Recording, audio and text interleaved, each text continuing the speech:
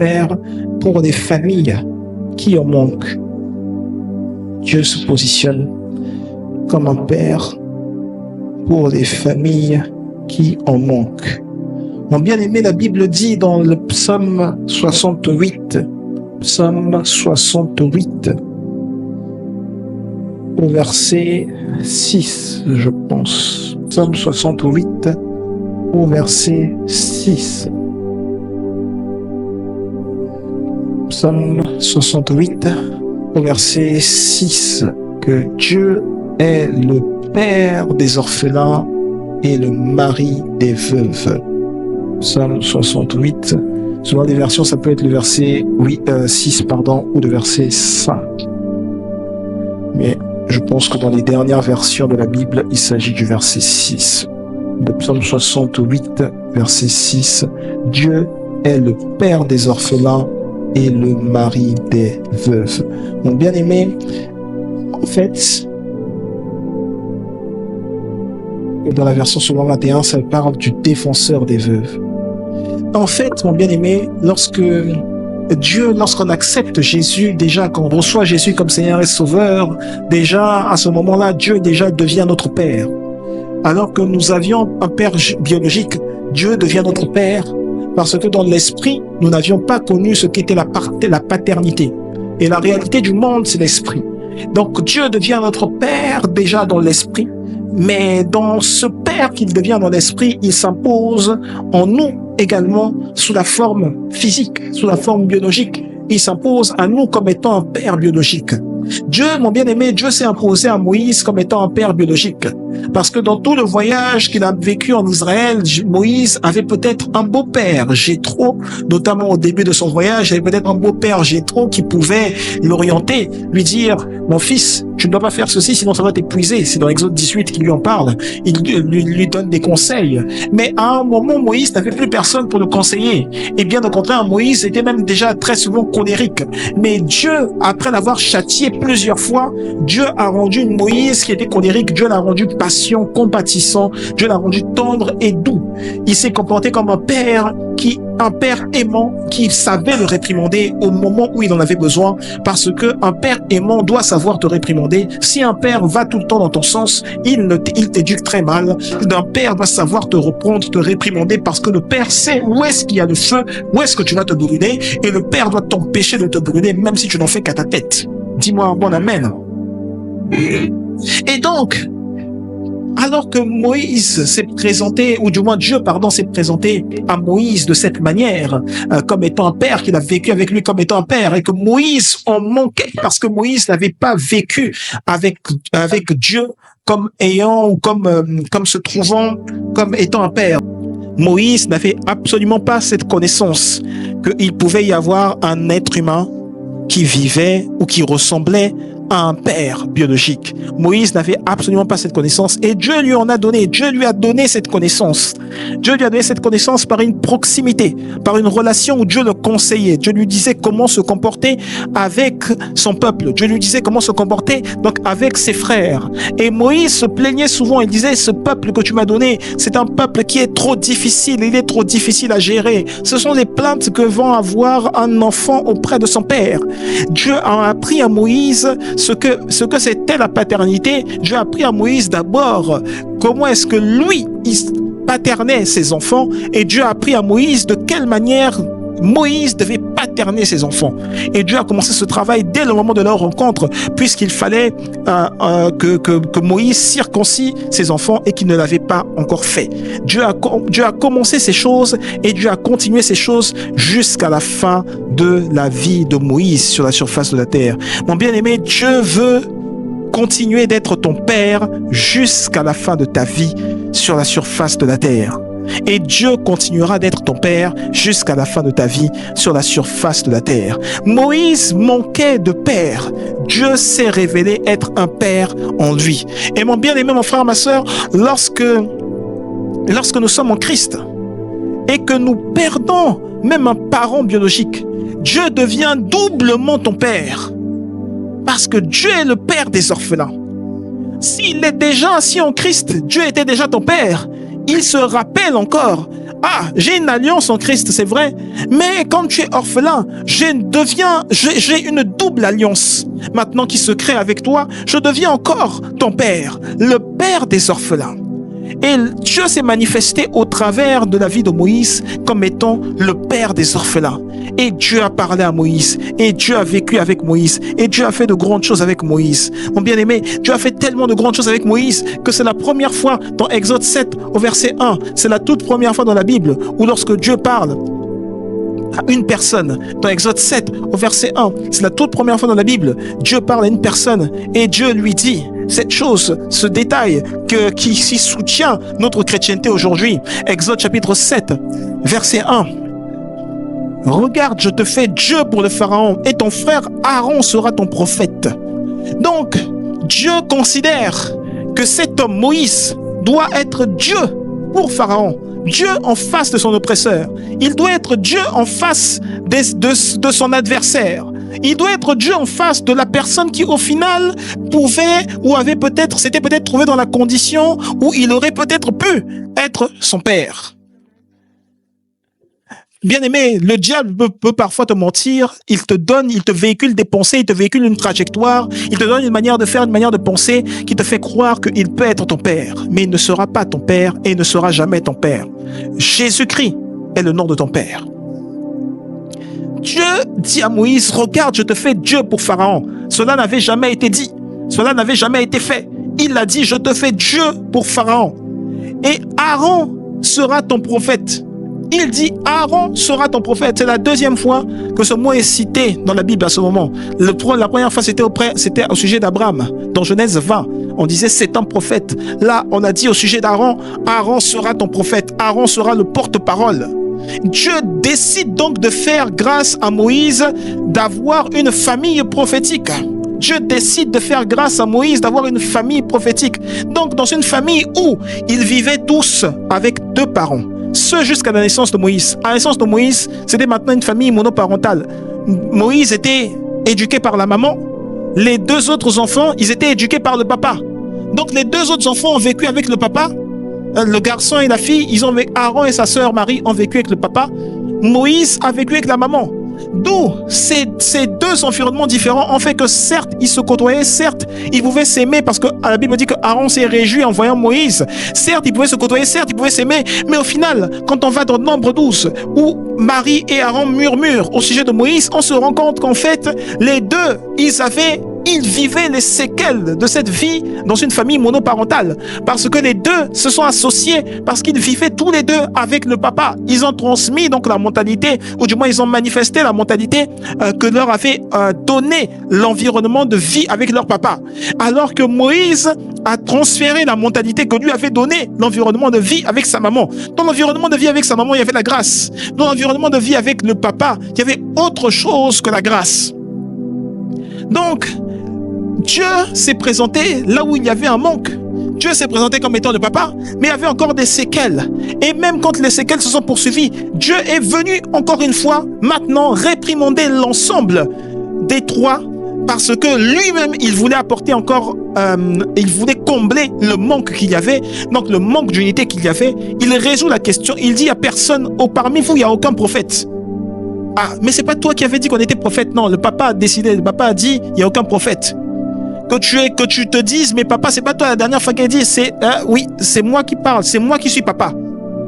Mais papa, toi, tu dis que nous, on est très fort. On est très fort, on est tellement avancé que même quand on joue des matchs de foot, la sorcellerie du village peut nous aider à gagner. Mais pourquoi il y a aucune équipe africaine qui a gagné la Coupe du Monde? Et c'est moi ton père.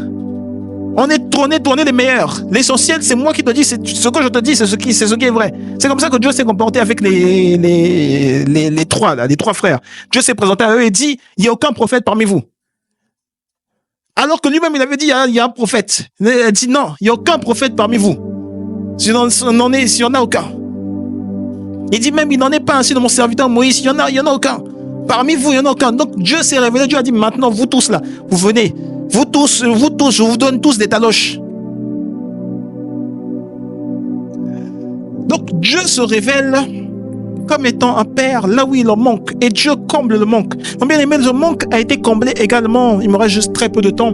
Le manque a également été comblé. Donc sur d'autres personnes, le premier représentant d'une famille monoparentale dans la Bible, du moins, c'était Joseph. Joseph, 11e fils de Jacob. Le premier représentant d'une famille monoparentale. Pourquoi je le dis? Au moment où Benjamin naît, Joseph vit un petit peu avec ses deux parents, mais au moment où Benjamin naît, le 12e enfant, au moment où naît Benjamin, le 12e enfant de la famille de Joseph, le 12e enfant donc qui vient de Jacob, qui n'est pas le 12e enfant de Jacob, mais qui est le deuxième enfant, pardon, de Rachel. Au moment où naît Benjamin, Rachel meurt. Et alors que Rachel meurt, donc du coup elle laisse et Benjamin et Joseph dans les mains de Jacob qui va les élever. Et croyez-moi, du fait qu'il y ait eu une guerre entre Léa et Rachel pendant toute leur vie, une guerre pour avoir des enfants, cela induit le fait que Léa n'allait pas s'occuper de Joseph comme si Joseph était son enfant. Léa n'allait pas considérer Joseph comme si Joseph était son enfant. Léa allait le laisser vivre tranquillement sa vie. Et d'ailleurs, elle allait se dire, son père a assez d'argent maintenant pour l'éduquer, pour le soutenir, pour prendre des servantes, pour prendre soin de lui. Et alors qu'il y avait donc ce manque dans la vie de Joseph, et c'est parce qu'il y avait ce manque dans la vie de Joseph, mon bien-aimé, que Joseph se permettait de raconter des choses qui allaient déplaire aux autres. Si et seulement si Joseph avait sa maman Rachel dans sa vie, Joseph n'aurait pas fait part des rêves qu'il avait eus à ses frères et sœurs. Parce que sa maman Rachel allait lui dire, mon fils, ne dis pas cela devant eux, parce que sinon il va t'arriver quelque chose de grave, ils seront jaloux de toi. Vous voyez Rebecca, quand Rebecca était avec Jacob, Rebecca n'a jamais dit à Jacob de dire à Ésaü que c'était lui qui allait tuer le gibier et allait donner le gibier à son père. Non. Joseph a commis ces choses, ces inadvertances, parce que Joseph n'avait pas sa maman avec lui pour le conseiller. Joseph a été victime de la vie, la vie dans une famille monoparentale. Certes, elle était plus ou moins recomposée, mais pour Joseph, elle était monoparentale. Et alors qu'il l'a vécu, Dieu a quand même fini par combler ce manque. Comment est-ce que Dieu a comblé ce manque? Dieu a comblé ce manque en l'emmenant, en faisant en sorte que les malheurs qu'il ait vécus le propulsent tout de même après des années dans le palais de Pharaon, et que dans le palais de Pharaon, Joseph obtienne la distinction ultime qui fera en sorte que ensuite c'est lui qui allait traiter, s'occuper de ses frères et de ses sœurs comme s'il était leur père. Pourtant, personne ne l'avait appris à se comporter comme un père, mais Dieu lui a donné sagesse et intelligence pour qu'il sache s'occuper de ses frères et de ses sœurs comme si c'était lui le père de famille. Jésus lui-même aussi est né. La Bible dit, comme Marie, enfant de Jésus, la Bible dit, le Saint, comme Marie demande, comment cela se fera-t-il? Et l'ange lui répond, le Saint-Esprit te couvrira de son ombre. Le Saint-Esprit, epikaïzo, le Saint-Esprit te couvre de son ombre. Autrement dit, le Saint-Esprit a introduit dans epikaïzo, il y a la semence pour que naisse un enfant, un être humain. Autrement dit, la puissance du Saint-Esprit, l'ombre du Saint-Esprit a donné naissance à Jésus. Donc Jésus est né d'une mère nommée Marie et d'un père qui est nommé l'ombre du Tout-Puissant. D'un père qui a un nom féminin, une ombre du Tout-Puissant. Et l'ombre du Tout-Puissant qui est descendu sur Marie, on n'en parle plus dans la vie de Jésus. On n'en parle plus. Donc ça veut dire que l'ombre du Tout-Puissant en question, Jésus va la rechercher à différents moments, il ne va pas la voir. Donc Jésus vit dans une famille où le père biologique est absent. Il lui faut un remplacement. Et Dieu Jésus avait besoin en effet d'un remplacement pour qu'il ait une forme de notoriété et notamment quelque chose qui allait l'aider à soutenir son ministère et justifier ses déplacements. Il fallait que Jésus naisse dans la famille d'un charpentier afin qu'il apprenne le métier de charpentier et qu'il soit connu dans des contrées voisines comme étant le fils d'un charpentier, comme étant lui-même un charpentier. Et c'est ce que Dieu a fait en lui donnant un beau-père sous le nom de Joseph qu'il a pris sous son aile et qui lui a appris le métier qui concerne le traitement de la charpente, pose de la charpente, nettoyage de la charpente, toutes les opérations qui concernaient la charpente, Jésus les connaissait parce que Dieu a comblé le manque qu'il y avait. Mon bien-aimé, j'aimerais juste simplement te dire que Dieu, là où tu te trouves, Dieu est prêt à combler le manque, s'il y en a un, que tu as eu à un moment ou à un autre de ta vie, parce que peut-être que tu t'es retrouvé plus avec un de tes parents qu'avec un autre, plus proche d'un de tes parents que d'un autre. Certainement, cela a peut-être duré, cela a peut-être mis un certain temps, mais Dieu est prêt à combler ce manque. Et Dieu est prêt à apporter une solution concernant les choses que tu n'as pas eues, du fait que tu étais loin de l'autre parent et du fait que tu n'avais pas pu bénéficier de la grâce donc d'avoir les deux parents auprès de toi. Dieu est prêt à combler ce manque. Bien-aimé, j'aimerais que dans cet élan où nous prions, j'aimerais que ton cœur se tourne vers une acceptation, l'acceptation de l'amour de Jésus manifesté dans ta vie et l'acceptation d'un fait. Je suis certain, la plus belle ressource et la plus grande ressource que Dieu envoie sur terre, ce sont des hommes. Je suis certain que Dieu est en train de frayer un chemin pour t'envoyer une ressource qui sera pour toi comme un père, comme une mère, et qui va combler cette absence que tu as eue lorsque tu as passé plus de temps avec un parent qu'avec un autre. Je suis certain. Dieu est réellement en train de le faire.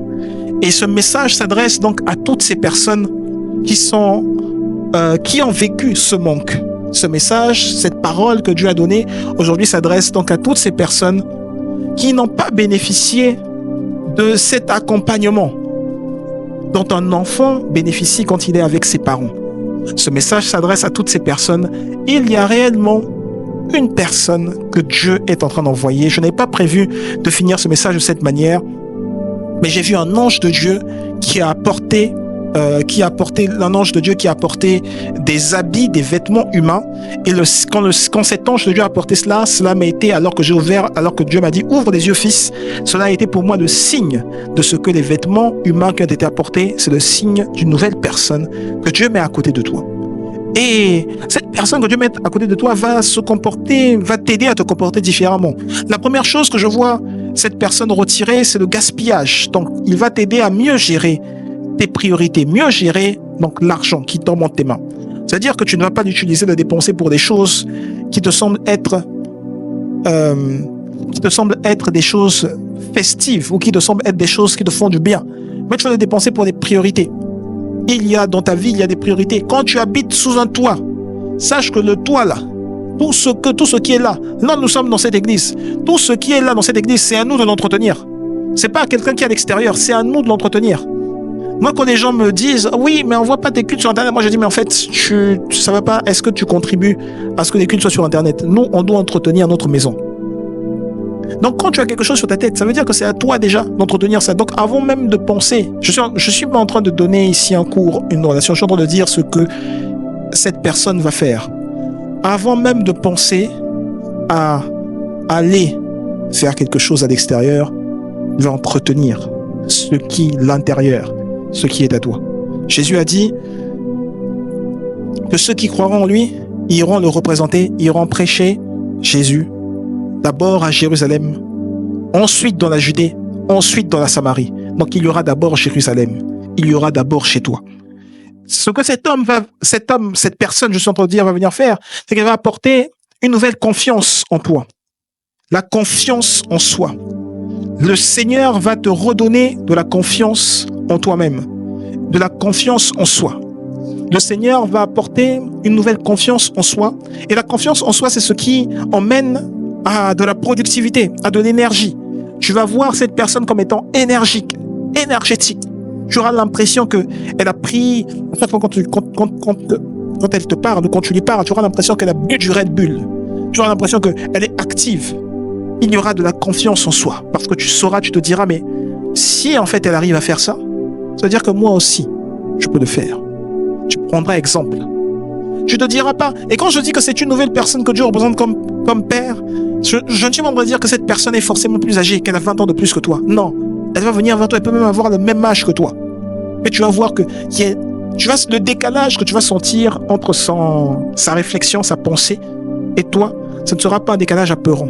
Ce sera un décalage qui te fera simplement prendre exemple. Si elle fait, je fais. Si elle agit, j'agis.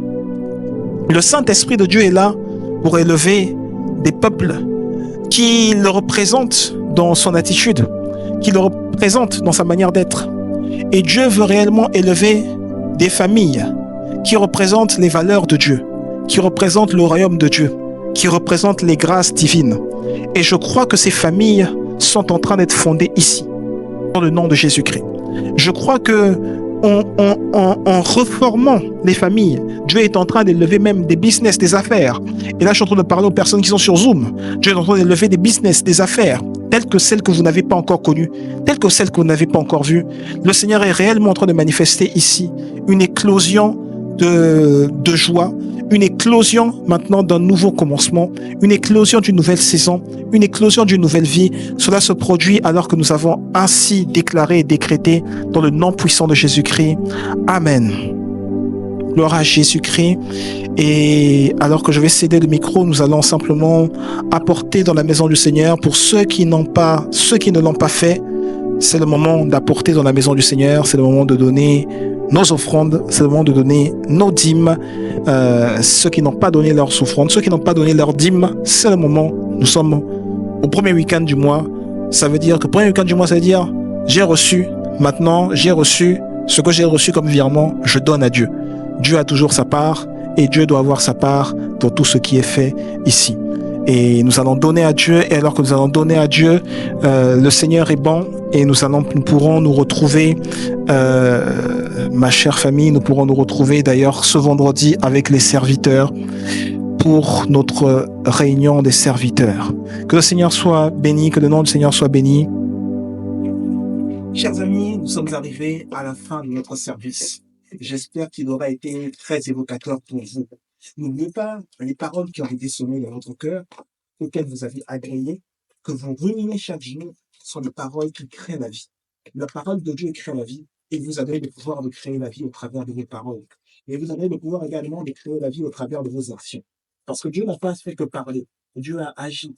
C'est pour ça que le Saint-Esprit se mouvait au-dessus des eaux dans le livre de Genèse. C'est pour ça que le Christ est venu sur terre et qu'il agissait pour les évangiles. Et c'est pour ça que le Christ est venu sur terre et qu'il agit en terre. Donc, mon bien-aimé, mon frère et ma sœur, j'aimerais que non seulement tu parles, mais j'aimerais que tu agisses surtout. Que tu ne te limites pas simplement à dire des choses, mais que tu les appliques au quotidien. Celui qui ne fait que parler n'avance pas. Mais celui qui agit avance. Ce sont des actions dont on a besoin, plus que d'autres choses. Et parmi ces actions dont on a besoin ici à l'Église, pour recevoir cette parole, tu utilises un moyen qui demande de l'argent. Nous dépensons un certain nombre de sous pour que ce message te parvienne. Crois-moi, si tu veux être partenaire, si tu veux être une personne qui fait partie de ceux qui se battent pour que le royaume de Dieu avance, la place est grandement ouverte. Mon cher ami, je t'offre l'occasion, l'opportunité de semer dans cet évangile qui t'a touché, qui t'a marqué, et pour lequel tu vas obtenir les choses que tu as demandées, et pour lequel tu as déjà obtenu tout ce que tu as demandé. Envoie ton don au travers du lien PayPal ou au travers de la chaîne du compte PayPal, du moins de l'église PEM, qui est affiché en-dessous de cette vidéo, qui est visible en commentaire. Envoie ton offrande en passant par le compte bancaire de l'église, et crois-moi, à partir du moment où tu testes le Dieu de l'église PEM, le Seigneur ne manquera pas de te faire énormément de bien. Nous serons ici chaque semaine pour nos différentes réunions, mais sache que pour que les réunions se tiennent et pour que les réunions parviennent à toi, il faut une participation. Et c'est cela, être membre d'une famille. C'est participer aux différentes tâches. Et ceci est la tâche que Dieu t'a conférée. Ceci est la tâche que Dieu t'a donnée. Une offrande monétaire de ta part pour que le royaume de Dieu avance et pour que l'on sache que l'évangile n'est pas mort, que Dieu n'est pas mort, que Jésus n'est pas mort et qu'il vit en toi. Tu es béni. À très très vite.